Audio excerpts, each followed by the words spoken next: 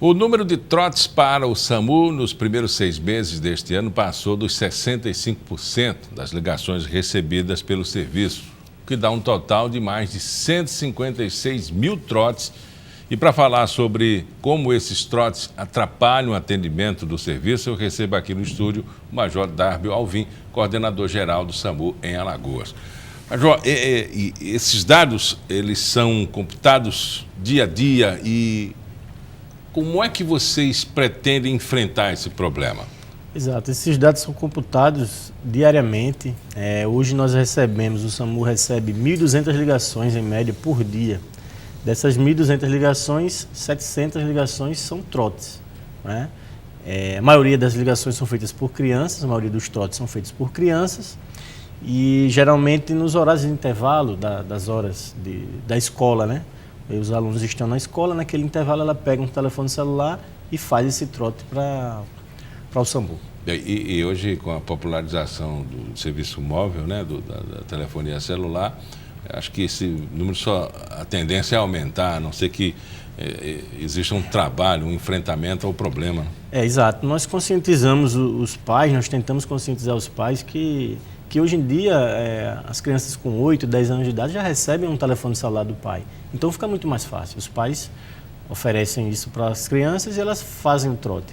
O que é que nós estamos fazendo, né? O SAMU tem um projeto grande que é o projeto SAMU nas escolas, onde as equipes do SAMU vão às escolas estaduais, às escolas públicas de preferência, e fazem esse trabalho de conscientização com as próprias crianças. E já está surtindo efeito, já estamos diminuindo um pouco dos trotes, mas ainda continua alto o índice.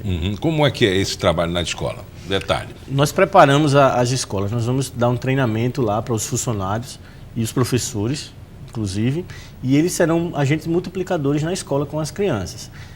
Nós fazemos dias na escola também, levamos a equipe do SAMU, levamos a ambulância, fazemos um trabalho social lá com as crianças, interagimos com elas, mostramos as viaturas, como é o serviço de atendimento, explicamos a ela a necessidade de ter esse serviço de emergência no estado, da importância que o trote, um possível trote que essa criança faça, vai atrapalhar a quem realmente precisa.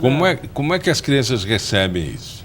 Recebem tranquilo, com alegria, elas gostam do SAMU, elas passam a entender, e isso a gente vai colocando aquela sementinha na cabeça delas, que elas façam, que elas falem para as outras crianças, para os seus primos, amigos, colegas, né, da sua rua, da sua casa, e ela vai espalhando.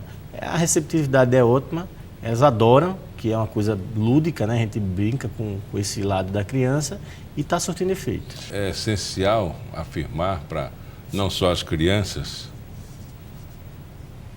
é essencial que se adote uma postura, não só para as crianças, mas os adultos também, dessa necessidade. Porque o tempo em que uma viatura é deslocada ou uma unidade de socorro é deslocada para um trote, né? O que se perde ali, perde tempo, se perde gasolina, se perde logística, e se perde vidas, porque ao mesmo tempo pode estar ocorrendo uma outra situação em que havia necessidade da ambulância ou da unidade, né? Exato. A questão do trote são 2 pontos principais. Quando há uma ligação que é trote, que é detectado o trote, já está ocupando uma linha, já está ocupando um atendente, então já atrapalha uma possível emergência de fato, real. E a outra é que se dá no deslocamento da viatura. Se o trote for de uma certa forma bem feito e a gente tem que deslocar uma viatura, aí sim é que é o maior problema.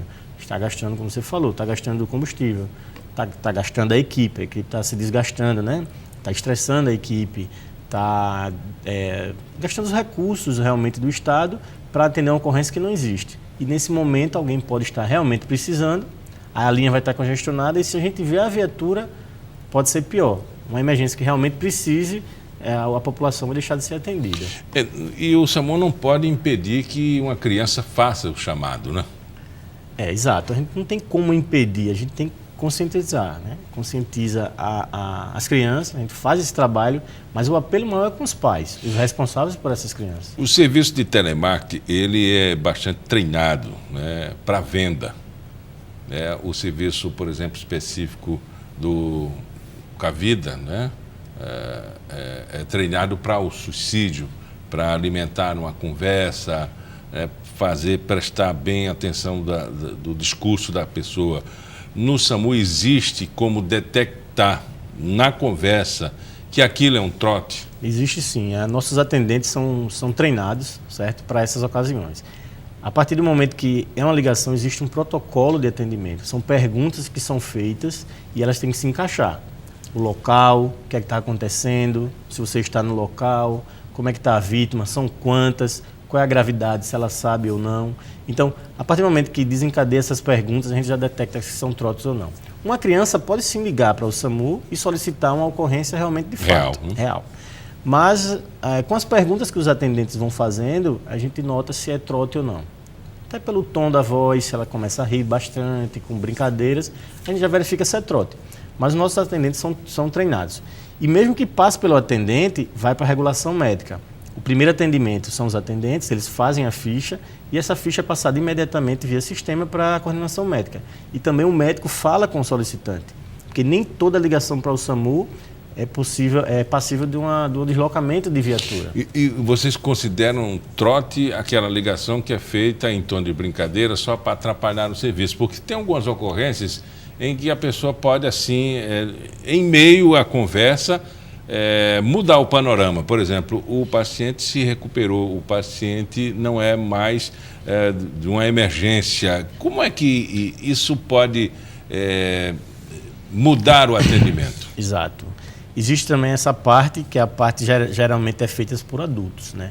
É o trote, que é um trote realmente que tem ocorrência, mas não há necessidade de uma ambulância para o local.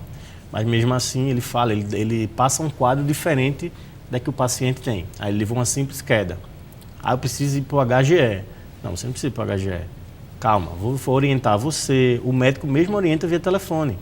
Mas ela aumenta o quadro, o adulto aumenta o quadro do paciente e faz com que a regulação médica mande uma ambulância.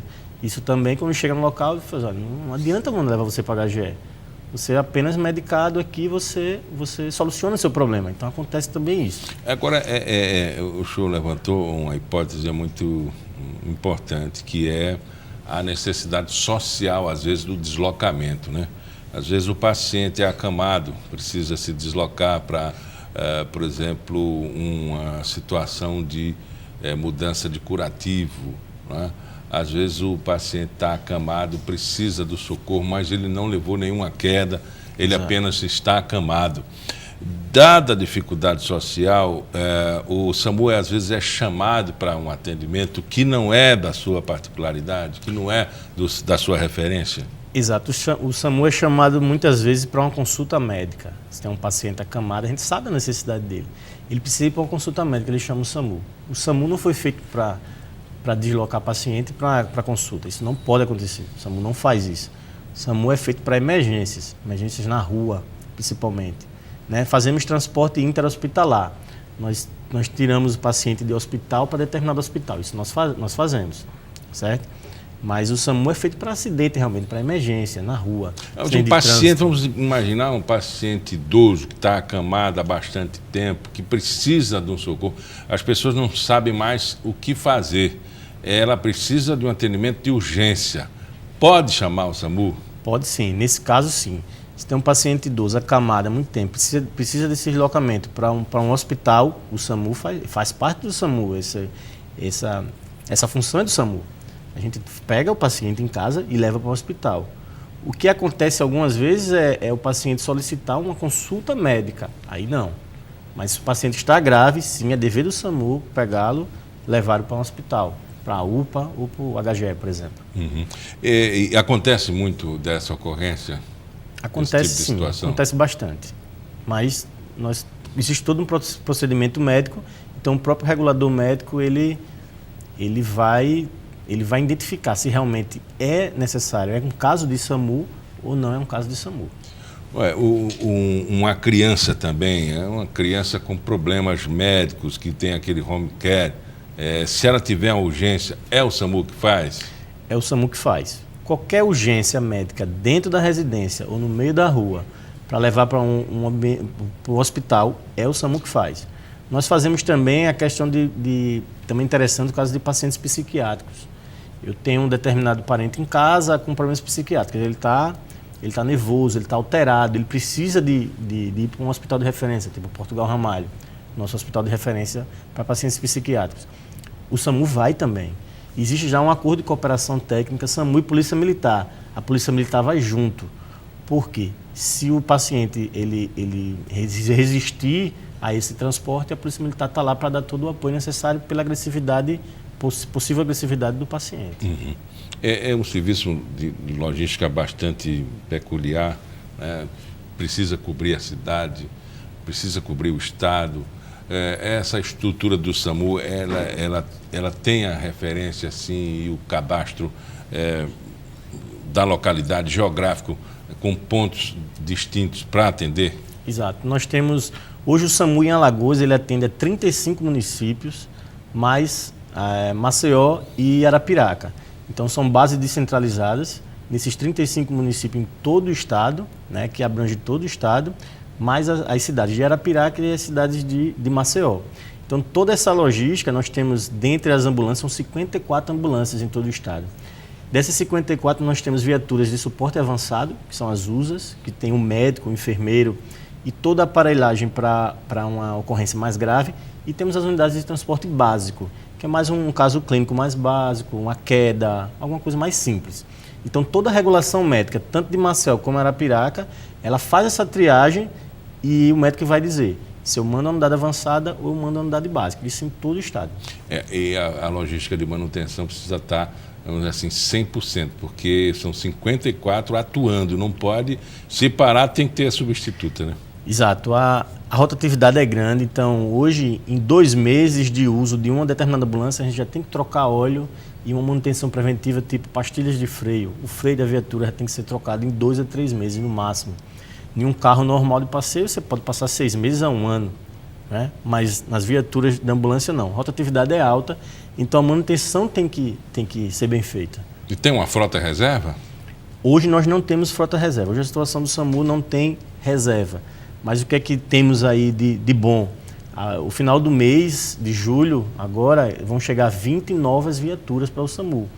Então vamos dar uma renovada na frota e até o final do ano mais 20. Então já foram compradas 40 viaturas, certo? Nós recebemos 10 em fevereiro já desse ano, 10 viaturas. Com essas 40, então nós renovamos praticamente toda a frota do estado.